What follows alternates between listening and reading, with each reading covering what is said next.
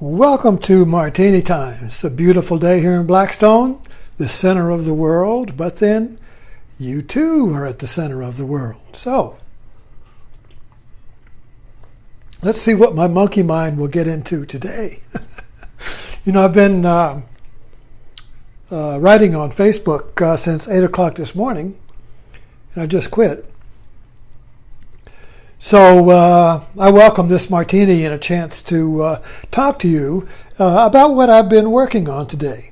And the title of this talk is The Self-Loathing of White Culture. Now, I'm really stepping into it now. So let's pull this cotton ball apart. First of all, I'm speaking in general terms, so don't take this personally.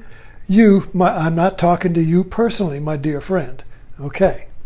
I'm talking about white culture as the identity of white people with whiteness as being special. So that makes a culture. In other words, of being special means better, has more meaning, more rights, more power, more significance, like this, All right. So once that is established, and that is, let's face it, the American culture has a white culture in it. I'm not saying all white people identify with the white culture, but I'm saying that this is kind of like the water in the pool, and we're all swimming in it. Whether we realize it or not, we are affected by the water we're swimming in. And culture is like that. Culture is the water we swim in, but you take a fish, you put him in a bowl, he's not really aware of the bowl. He thinks he's in the lake or an ocean. He doesn't know he's swimming in circles. We can look at it and say, hey, he's swimming in circles. He's shaped by the shape of the bowl. Well, culture is kind of like the shape of the bowl in which we swim, but the culture's bowl is unconscious. So if you belong to the white culture, it's unconscious.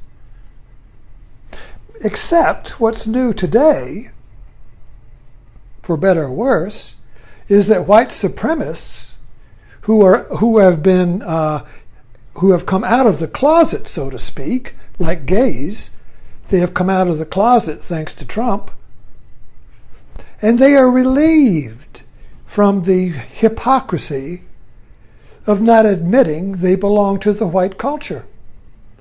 So now they can say, I'm a white supremacist.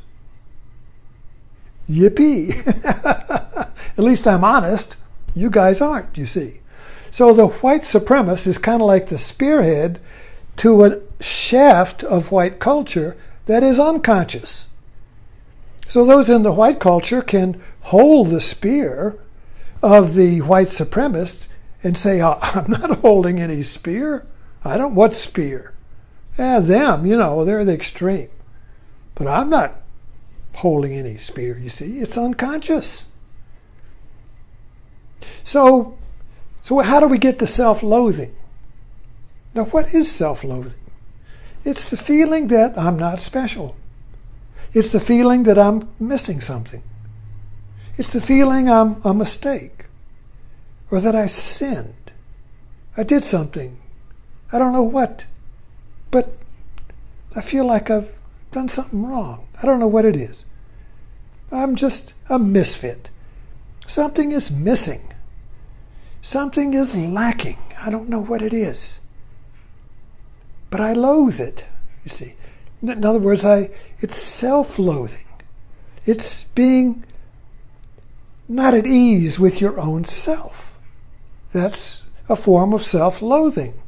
And it's in extremes. It goes all the way to suicide or just a mild little depression, a mild anxiety. Our economic system is built on self-loathing because once you have self-loathing, you want to get rid of it. So you'll buy anything to get rid of it. Oh, you won't loathe yourself if you get this new car.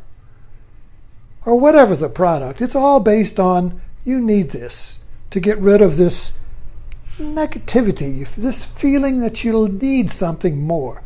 I need something more is a form of self-loathing. If you didn't, self-loathing says I need something so I won't loathe myself.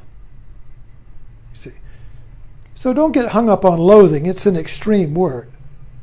So just, it has a broad meaning.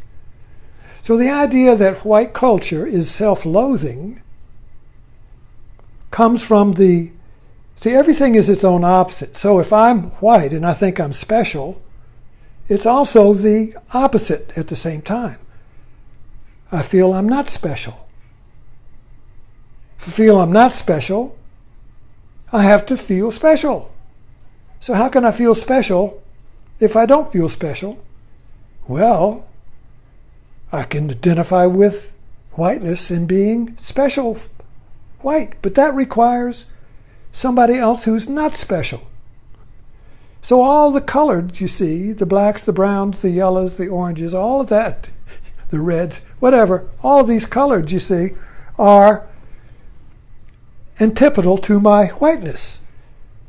So I loathe them in order that I don't have self-loathing. So I project my self-loathing on them, then I blame them for the cause of my self-loathing, and I feel great as long as I have something, another color to loathe, you see. So that's my self-loathing projected onto another color, which is obviously different from mine, you see. So I can differentiate. And I can absolve myself. I can be free of my self-loathing because I loathe the other, you see, which is really me. But that doesn't get rid of the loathing, because in my heart of hearts, I loathe myself for loathing. In my heart of hearts, which is love, which is my basic goodness within me, within you, does not loathe anyone. Everyone has basic goodness. So there's no self-loathing, either others or myself, you see. But once I make that leap into the white culture, just limiting to that, you see, then I make the leap into loathing. Now I have to loathe non-whites, but I'm unconscious of this. I won't admit it. I can't admit it. Because if I admit it, I'd see through the game. I'd see that the real loathing is me.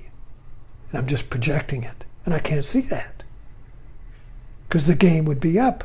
And then who would I be, you see? I would lose all my pride in being white. I would lose my self-confidence, my power, my validity, my meaning, you see. It's all depending on this projected self-loathing.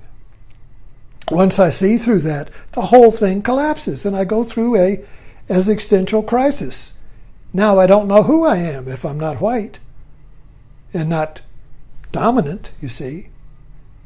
So the more unspecial I feel in society, the more special I'm going to feel for being white. It's a perfect trap. And the more special I feel for being white, the more in my heart of hearts I know that there's really self-loathing there. I don't escape it. I haven't gotten rid of it by giving it to somebody else. And of course the tragedy is that the other races who are loathed begin to internalize that self-loathing. And then they loathe themselves, particularly with the blacks who started out as slaves. The strategy of the white planters was, how do we keep all these slaves in control? We don't have enough armed guards to stand around and guard them. We'll just make them loathe themselves. So if we make them loathe themselves, because we loathe them, fear them, we loathe what we fear. So if we fear them and loathe them, then, and because in the culture there's no option, there was no option but for them to loathe themselves. So now there was no slave revolt. You can't revolt if you loathe yourself. You think you deserve your slavery. Anyway, it's a perfect trap. this white culture, and the self-loathing. So anyway, I've been working on this cotton ball today, and thank you for dropping in. It's good to get it off my chest.